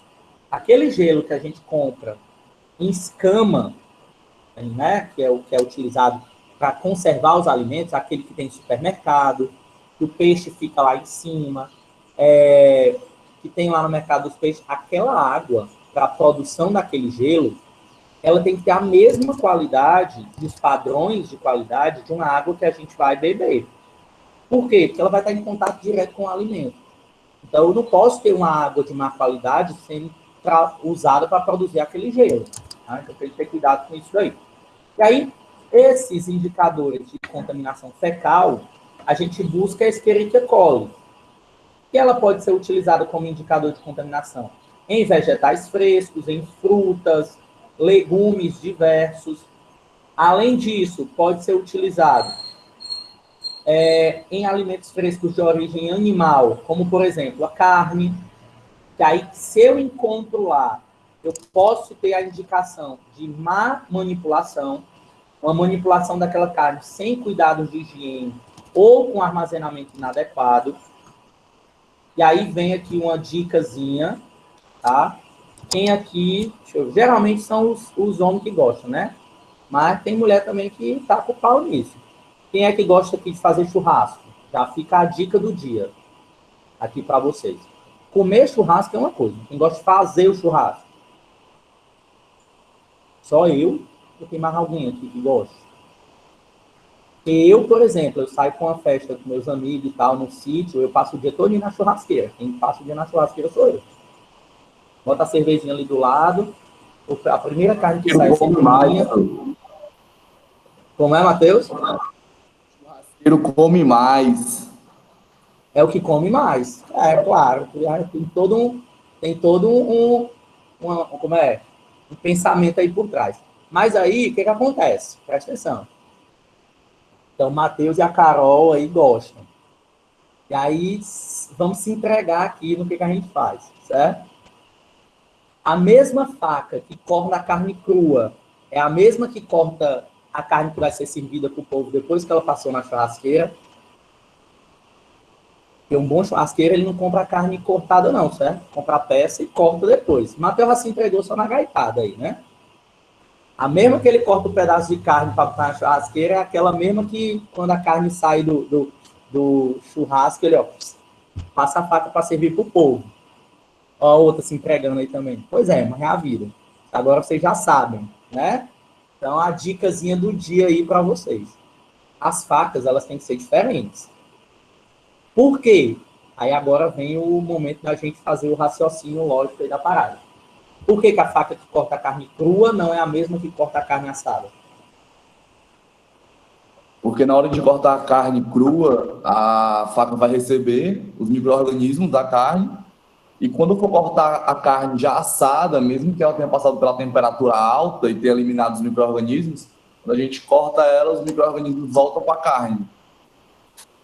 Exatamente. Que o nome é o que a Sara está dizendo aí, contaminação cruzada. Então, se por um acaso, tá? Obviamente que a carne crua não é para ter uma alta taxa de contaminação. Tem até micro-organismos que podem estar presentes. Mas se eles estiverem dentro do limite, ok. Por que esse limite ok? Porque a gente sabe que aquela carne depois ela vai passar por um processamento. O processamento, no caso, é o fogo da churrasqueira, que é para matar os micro-organismos que estão lá. Certo? Aí eu corto, contaminei a faca. Eu vou lá, boto a carne na churrasqueira. Ela vai matar os micro-organismos que possivelmente estivessem lá contaminando. Quando eu volto para a tábua e eu uso a mesma carne, ou até mesmo a mesma tábua, eu recontaminei aquela carne, tá certo? Então, a gente usa faca diferente exatamente por conta disso, beleza? E aí, nessa contaminação, se a gente tem, né, esse elevado número, significa má manipulação, então, armazenamento inadequado, cuidado de higiene deficitário, por aí vai. E aí, pessoal, quando a gente está trabalhando agora com alimentos processados, que já passaram por processamento, ou seja, para o número de micro-organismos ter diminuído consideravelmente, se a gente encontra um número considerável de coliformes naquele alimento processado, a gente pode dizer que teve um processamento inadequado ou uma recontaminação pós-processamento, que é o que aconteceu aqui no churrasco, né? Pode ter a proliferação microbiana de micro-organismos patogênicos ou toxigênicos, aqueles que vão produzir toxinas, substâncias tóxicas que vão causar intoxicação na gente. Isso pode acontecer também. E aí, aqui tem exemplos de alguns micro-organismos patogênicos que eles podem ter uma veiculação, que a gente chama, hídrica ou de transmissão fecal-oral. Tá? Então, pode ter uma contaminação fecal naquele alimento. Então, a gente pode ter o Campylobacter jejuni, okay? O Clostridium coli, que tem importância considerável para a saúde. Ele tem uma persistência na água moderada, ou seja, ele demora uma determinada quantidade de tempo na água, mas ele tem uma baixa resistência ao cloro. Então, quando a água está clorada, mata esses micro-organismos. Vejam que todos têm baixa resistência ao cloro, certo? Dentre eles, a gente pode ter Campylobacter jejuni, Escherichia coli, Salmonella, Shigella, Vibrio cholera. Então, tem vários aí que podem aparecer, certo? E aí, pessoal, olha essa figurinha aqui para a gente dar uma olhada. Testes mostram que ônibus de São Paulo têm coliformes fecais. Aí a luva de borracha, né, o cara aqui dizendo, só que adianta eu utilizar isso aqui. Por que ele está dizendo luva de borracha para entrar no ônibus? Porque ônibus, vocês sabem, é um local de alta contaminação, né? Então, pega a toda hora. E aí todo mundo pega em dinheiro, todo mundo pega no ferro do ônibus, todo mundo vai transmitindo ou transferindo esses micro-organismos de um lugar para o outro. E aí a gente sabe que nem todo mundo, depois que vai ao banheiro, lava a mão, né? E aí esses micro-organismos vão só sendo passados, tá? De um lugar para o outro. Por isso que a lavagem de mãos é importante. E aí, pessoal, dentro desse processo de análise, se eu tenho a ausência de indicadores de contaminação fecal, se eu não encontro, eu encontrei um resultado negativo no teste de contaminação fecal, significa realmente que eu não vou ter ali um enteropatógeno? Significa que eu não vou ter um patógeno ali intestinal naquele alimento? Não. O contrário é verdadeiro. Se eu encontro um coliforme fecal, significa que eu tenho um patógeno fecal presente. Ou a possibilidade é gigantesca. Agora, se eu não encontro, isso não significa que lá não tenha. Então, o indicador, ele serve para indicar, ele não serve para ter a certeza, certo? Então, a recíproca aí não é verdadeira. Então, por isso que, mesmo os alimentos processados, passando pela fábrica, sendo feitos testes de qualidade na fábrica, e indo para a mesa do consumidor, mesmo assim, a gente ainda tem que fazer algumas coisas. Cozinhar os alimentos, ter cuidado com a água que a gente utiliza. Então, exatamente por quê?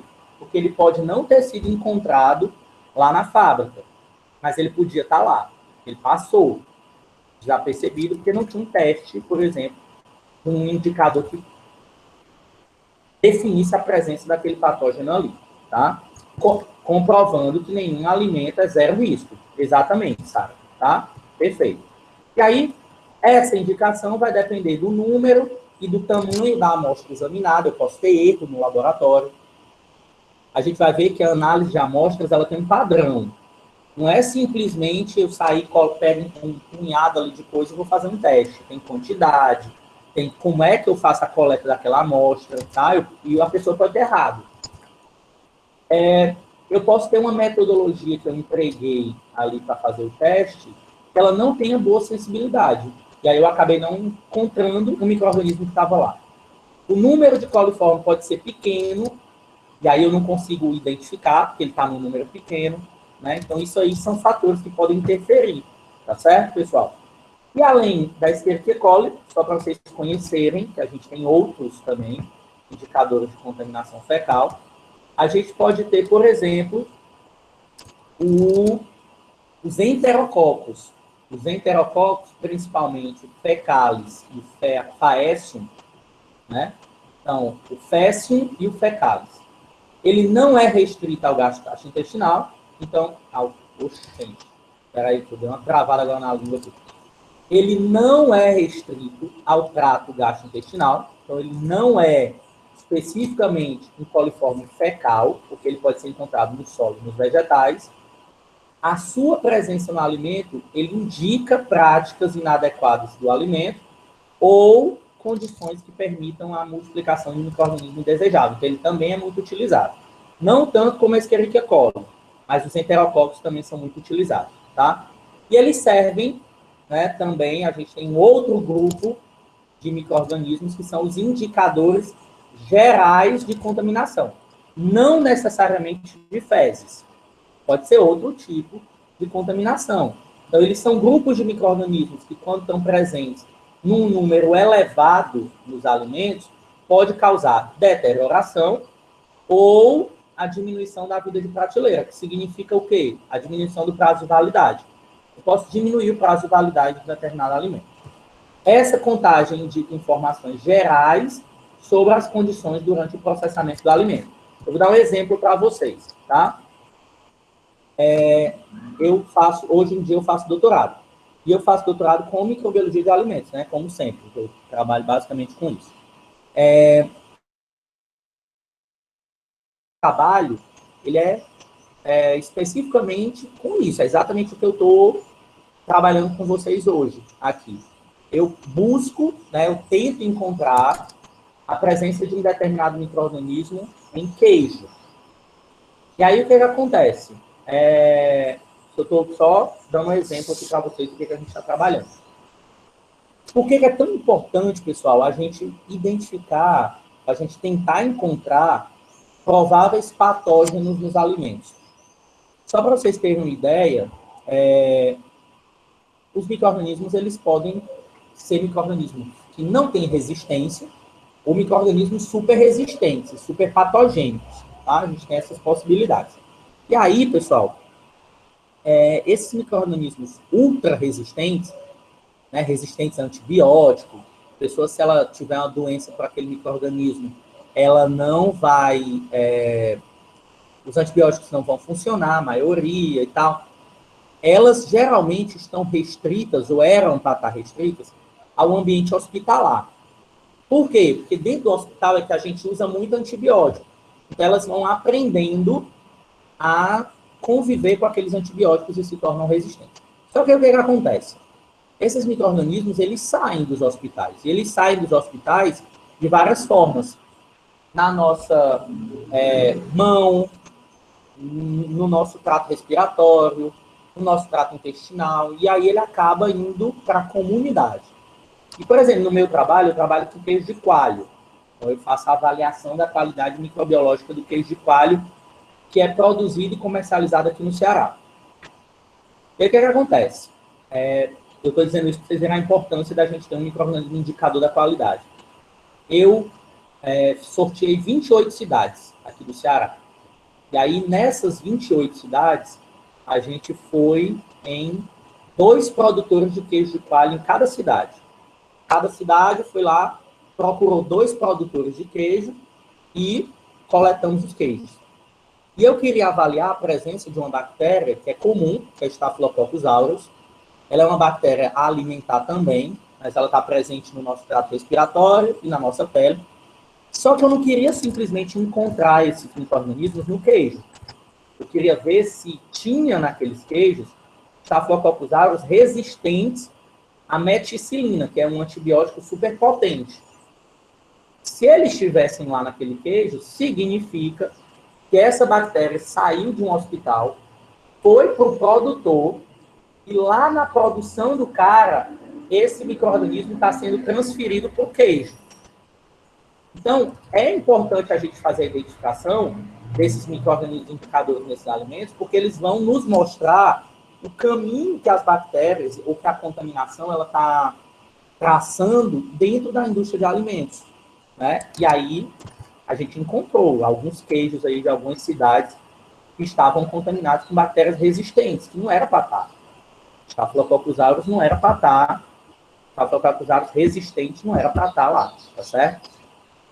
Não posso dizer ainda qual é a cidade. Vocês vão ver no artigo aí, quando ele for publicado, vocês vão ver. Mas Fortaleza foi encontrado, tá certo? Fortaleza, Maranguape, a região principal foi o pessoal que foi daqui da área da região metropolitana. Mas isso faz sentido, porque aqui a gente tem mais hospitais do que no interior. Então, é mais fácil de eu ter micro-organismos contaminantes, que eles sejam resistentes, sendo transferidos para os alimentos na capital, né, do que no interior. Né, lá do Tauá, tá certo. Então, vamos lá, para frente. Já está partindo aí para a parte final da parada. Então, a gente faz, nesses indicadores gerais de contaminação, quando a gente vai fazer o teste, tá, deles, a gente faz o que nós chamamos de contagem padrão. A gente conta os micro-organismos. 1, 2, 3, 4, 5, 6, que a gente está encontrando ali na nossa plaquinha. Porque ela vai refletir a quantidade que tem no alimento como um todo, tá? E aí, esses alimentos, como a gente já falou na aula passada, esses micro-organismos podem ser psicófilos, que gostam de frio, mesófilos, que gostam de temperatura média, temperatura ambiente, ou temperatura do nosso corpo, e os termófilos, que gostam de temperaturas mais altas, tá?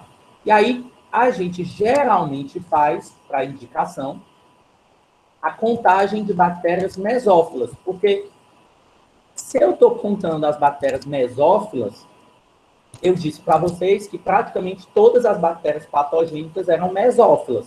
Então, não faz sentido, num alimento, eu fazer contagem de bactérias termófilas, por exemplo. Tá? Eu conto as mesófilas, que são as mais fáceis de serem patogênicas. Por quê? Porque essa contagem indica a qualidade sanitária dos alimentos. Se for um alimento não perecível e eu encontrar, pode ser que a matéria-prima estivesse contaminada, ou se for em alimento perecível, ele vai indicar um armazenamento, né, ou o tempo de armazenamento, ou a temperatura estava inadequada.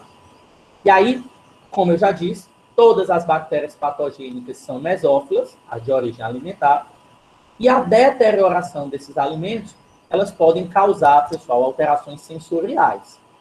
Lembra que a gente comentou na aula, ou foi na aula passada, ou foi na aula retrasada? Eu disse assim, pessoal, qual é o nome que a gente dá para um alimento que ele está estragado? Aí você fala, né, azedo. Por que azedo? Porque mudou a característica sensorial de sabor daquele alimento. E se for um alimento, por exemplo, gorduroso, aí a gente diz que ele está rançoso, porque é diferente, ele não está azedo. O gosto não é azedo, porque ele não está ácido, mas ele dá um gosto de ranço, que é causado por nitrogênio, né, aminas que dão esse gosto nas gorduras. Então, eles vão alterar essas características sensoriais do alimento. E aí, quando eu faço a contagem de bactérias psicófilas ou psicotóficas, eu vou avaliar o grau de deterioração dos alimentos refrigerados. Então, eu faço muito essa contagem de bactérias psicotóficas na indústria de alimentos, com alimentos que estão armazenados para serem comercializados. Então, eles congelados. Por quê? Porque bactérias psicotróficas, elas gostam de alimentos congelados. E bactérias termófilas, quando aquele alimento ele é submetido a um tratamento térmico, e eu quero saber se o tratamento térmico está dando resultado, ou se tem bactérias ali que, mesmo com aquele tratamento térmico, ainda estão aparecendo. Certo? Eu posso fazer também a contagem de bactérias anaeróbias, aquelas que não suportam a presença de oxigênio, como a gente já falou. Tem o Clostridium botulinum e o Clostridium perfringens, ou seja, a galera aí dos seminários já vão vendo essas dicas. Elas indicam condições favoráveis para a multiplicação de micro-organismos anaeróbios. Por exemplo, alimentos embalados a vácuo, alimentos enlatados, sous-vide, tá? Então, a gente, nesse tipo de alimento, eu tenho que fazer a contagem de bactérias anaeróbias. Eu posso fazer também a contagem de bolores e leveduras. Essa contagem de bolores e leveduras, pessoal, se a gente tivesse tendo aula presencial, a gente ia fazer uma prática super legal com essa contagem de bolores e leveduras. Mas eu vou tentar fazer isso com vocês. No dia que a gente for para o laboratório, não, vai dar certo. Vai dar certo, vai dar certo. A gente tem 2 práticas que elas são seguidas. São 2 semanas seguidas de prática. E aí a gente faz a coleta uma semana e na outra vocês vêm, vai dar certo. Ela é bem legal, porque o que a gente vai fazer? A gente vai trabalhar indiretamente na contagem de bolores e leveduras. Bolores e leveduras são fungos, vocês sabem. A gente não vai fazer contagem de bolores e leveduras de alimentos. A gente vai fazer ambiental, porque a técnica é praticamente a mesma. Mas é para vocês verem a quantidade de fungos que nós temos no ambiente que nos roda. Quando vocês forem para a aula prática, eu vou dar umas plaquinhas para vocês. Umas plaquinhas de Petri igual a essas, tá? Coloridinhas ou então branquinhas dessas daqui, só que elas limpas. Totalmente limpas e esterilizadas, tá? E aí, o que acontece? Vocês vão, em alguns lugares aí da faculdade, deixar essas plaquinhas por 20 minutos abertas. Ou então, vocês vão pegar uma chave de vocês, uma nota de dinheiro, enfim, qualquer coisa que vocês quiserem, vão passar na plaquinha. E aí, eu vou deixar essas plaquinhas guardadas por uma semana. E aí, depois, vocês vão... Na outra semana, quando a gente for fazer uma nova prática de laboratório, que é a prática de análise de água e alimentos, vocês vão ver se cresceu alguma coisa naquela placa que vocês deixaram abertas ou não. E vocês vão ver o Matheus dizendo pegar a amostra do bebedouro. Eu acho que vocês têm uma tara por esses bebedouros, porque todo semestre a galera quer pegar esses bebedouros. E aí, eu já digo, os bebedouros sempre dão ok, tá certo? Então, perdeu o Playboy. Vocês estão achando que os bebedouros sempre dão errado, e os bebedouros sempre dão ok, graças a Deus. Eu faço os testes, rapaz, daquele bebedouro da FAMET toda a vida. Então, a gente vai fazer essa prática, e a gente vai ver essa contagem de bolores e leveduras, tá? Por quê? Porque eles também podem ser perigosos para a saúde pública, porque eles produzem microtoxinas, né, os bolores, e a gente vai ter uma aula lá no final do semestre que pode causar câncer, e tem várias situações aí que a gente tem que ter muito cuidado com eles, tá?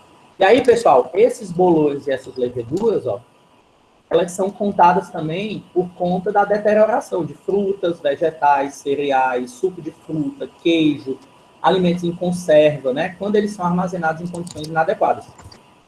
Pode prestar atenção, se você deixar um alimento, uma fruta, um vegetal, muito tempo armazenado, ou na geladeira ou fora, porque bolores, né, mofo, gosta muito de frio, vocês vão ver que eles gostam de frio, por isso que o mofo na nossa roupa, ela aparece geralmente na época de chuva, ele vai ficar desse jeito aqui, ó. Tá? Então vai mofar a fruta inteira, o alimento, o pão, né, o pão vai mofar todo, tá? Então por isso que a gente faz esse tipo de contagem. E aí, finalmente, o que a gente faz, então, para reduzir essa contaminação por bolores e leveduras? Não tem jeito. Práticas de higiene adequadas, eliminar ou reduzir o contato com o ar através das embalagens, porque os micro-organismos eles estão no ar, principalmente bolores e leveduras. A gente pode adicionar ácidos ou conservantes químicos, aquecer o alimento na etapa final do processamento, e manter em temperaturas inferiores a 12 graus, a menos 12 na realidade, para alimentos congelados, porque aí também os micro-organismos não conseguem crescer, muito menos as leveduras e os bolores, apesar deles gostarem de frio. Mas num congelamento como esse, eles não vão conseguir crescer, então isso são práticas que a gente tenta para reduzir a contaminação, né? E aí, essa pesquisa de qualidade microbiológica, quando a gente for fazer, né, o que a gente vai fazer na prática, a gente tem que, na plaquinha, dar uma olhada em algumas coisas. Quais são as características do micro-organismo que cresceu? Se houve crescimento de bactérias, se houve crescimento de leveduras, e onde é que a gente pode coletar esse material? Residências, hospitais, restaurante tipo self-service, pizzaria, restaurante de comida oriental. A gente pode fazer aí vários tipos, né, de coleta, tá? E aí, ó, depois a gente pega essas plaquinhas, coloca num... É um equipamentozinho, depois eu mostro para vocês lá no laboratório, tá? Ele tem esses quadradinhos aqui, ó. É um contador. Aí a gente bota a placa em cima e a gente vai contando quantos micro-organismos tem por quadradinho. E aí tem uma fórmula que a gente faz um cálculo, né, para definir se naquele quadradinho ali eu contei 3 bactérias, significa que em tantas gramas daquele alimento terão tantas bactérias. A gente vai fazendo um cálculozinho aí para definir, tá? Então, essas são formas que a gente tem de contar micro-organismos. Esse daqui praticamente não dá para ver, né? Ó, a quantidade enorme de contaminação do canto direito superior. Então, vejam aí que tem muita coisa para ser feita, tá? E aí, por último, que a gente tem em relação a esses indicadores são os estafilococcus, que eu já falei, que eles podem ser um perigo para a saúde pública porque eles produzem toxina, e a toxina do Staphylococcus aureus, ela é termotolerante, ou seja, ela resiste até 4 horas de fervura. Ela permanece lá, não a bactéria morre, mas a toxina permanece lá por 4 horas de fervura, então é muito tempo. E ela é um indicador de manipulação inadequada, porque o Staphylococcus geralmente está na mão do manipulador. Então, quando ele pega, ele transfere aquele micro-organismo para o alimento, e aí eu posso gerar aí um processo de contaminação. Já em relação aos clostrídeos, eles não são específicos de fezes humanas, então eles não estão no intestino humano naturalmente. Eles formam esporos e são anaeróbios, e aí o que acontece? Eles vão ser contaminantes, geralmente de produtos enlatados, ok? E quando eu vou fazer essas propostas de critérios microbiológicos, não tem um critério geral que seja adequado para todo tipo de alimento. Cada alimento tem uma avaliação que tem que ser definida, vocês vão ver na RDC 12. E tem micro-organismos que eles têm tolerância zero. São patogênicos por natureza e que jamais podem estar presentes no alimento. Como é o caso da salmonela. A salmonela não pode estar presente. Se ela tiver, o alimento vai ser reprovado. Tem uma cepa específica da Escherichia coli, que é a Escherichia coli O157H7, que ela não pode ser encontrada em carne fresca e em outros alimentos, porque ela é uma bactéria enterohemorrágica, ela pode causar hemorragia. E a Listeria monocytogenes, que também não pode ser encontrado em alimentos prontos para comer, porque o alimento vai ser reprovado. Ok, people?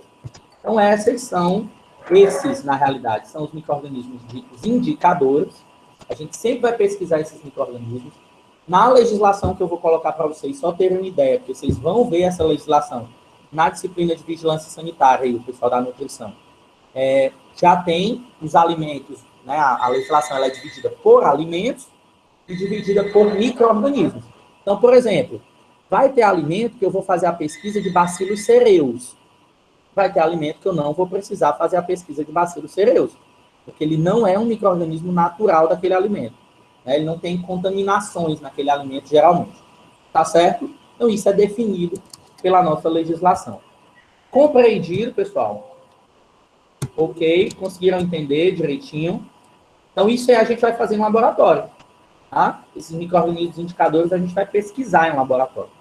A gente vai pesquisar a qualidade da água, a gente vai fazer a qualidade de suco de frutas. E teve alguém que perguntou aí se a gente já tem a data das práticas, né? Temos, tá? Mas eu vou fazer aqui uma adequação no cronograma e vou postar daqui a pouco por conta exatamente do retorno das nossas aulas práticas presenciais. Então, lá no primeiro dia de aula, eu disse para vocês que poderia surgir esse tipo de modificação, tá? Como não estava aqui no começo, dona Ana Flávia, chegou atrasada, eu lhe dei os parabéns no começo da aula pelo seu aniversário, tá certo? Então, estou dando de novo para você pessoalmente. Então, parabéns, feliz aniversário, muitos anos de vida. Aproveite aí seu novo ano com muita saúde, muita felicidade, tá? Deixa eu dizer, Sara está perguntando como é que vai ser a semana que vem. A aula já vai começar com seminários? Sim, já vai começar com seminários. Os seminários vão ser avaliados por mim e pela Sara, que é a monitora da disciplina. Então, a gente já começa com eles, tá? Já vai logo para o primeiro seminário, beleza? Ok, gente? Então, eu vou colocar daqui a pouco a gravação para vocês. Lembrando, prestem atenção nos tópicos sobre o APS, que estão que vão estar no Moodle até daqui a pouco. Preencham o link lá do APS com as duplas de vocês, isso o pessoal da nutrição. O pessoal da farmácia é outro link que eu vou postar lá. Assistam a aula, estudem, e semana que vem a gente já começa aí com os seminários, que é bem mais divertido aí, a gente se diverte nos seminários, vai ser legal, vocês vão ver. Tchau, gente. Então, bom dia, bom final de semana aí para vocês que tá chegando, tá? A gente se vê na semana que vem, beleza? Beijão, tchau, tchau para vocês.